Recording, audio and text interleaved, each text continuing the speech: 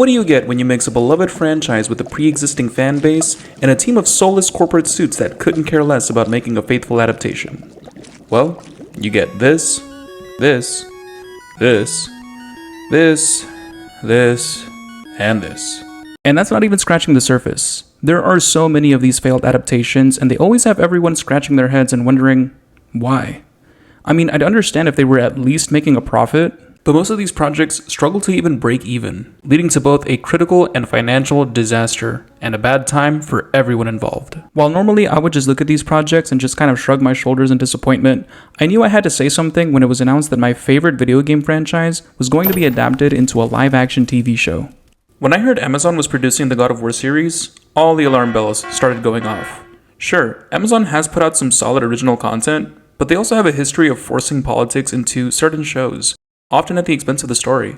And while the recent releases like Fallout and Secret Level show they are capable of respecting the source material when they want to, the more I learned about the God of War adaptation, the more concerned I became. First off, if there's one video game franchise that doesn't need a movie or TV show, it's God of War. This isn't like The Witcher or Halo that has books and years of lore to pull from with untold stories that might be really interesting to see on screen. God of War is a single-player story-driven experience. While the action and gameplay are amazing and a huge part of what makes the game great, what really makes it special is the emotional story at its core, which is about a father trying to prepare his son for a cruel and unforgiving world the only way he knows how, through strength, stoicism, and sacrifice.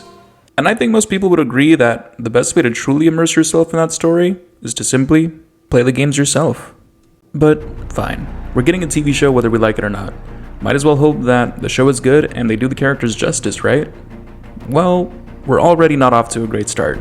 The series is set to adapt the newer Norse mythology games, completely skipping over the original Greek mythology saga. And I think that's a huge mistake, because for a lot of people, this show might be their first introduction to God of War, and if that's the case, they're going to miss out on some vital context. They won't know who Kratos really is, what he's been through, or why he's so haunted by his past.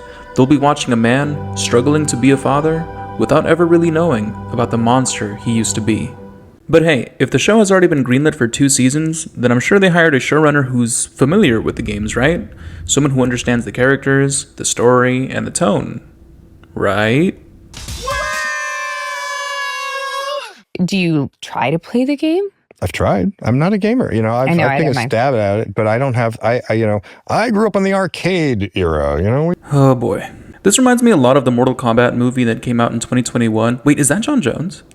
Sorry. I remember being really excited for that movie, and then walking out of the theater completely disappointed. Turns out the director barely knew anything about the Mortal Kombat games or the lore, and he decided to put his own spin on things instead of respecting what was already there. That's why we ended up with a brand new, completely original main character, despite the franchise having one of the most stacked character rosters in all of gaming. And don't even get me started on how they explained people getting their powers. That was just weird.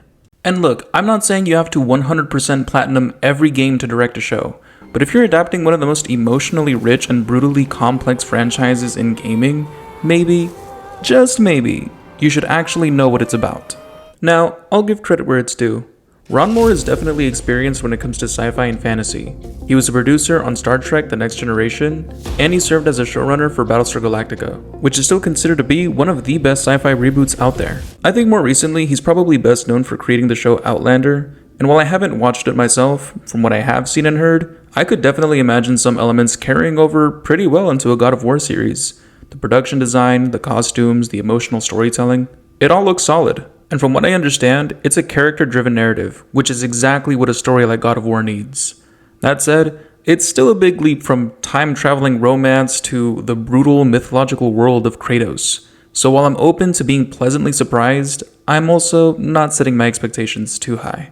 Look, I'm not saying the God of War show is doomed to fail, but history hasn't exactly been kind to video game adaptations, especially when studios ignore what made these stories special in the first place. And that's the real problem here. Fans don't want a one-to-one copy of the game.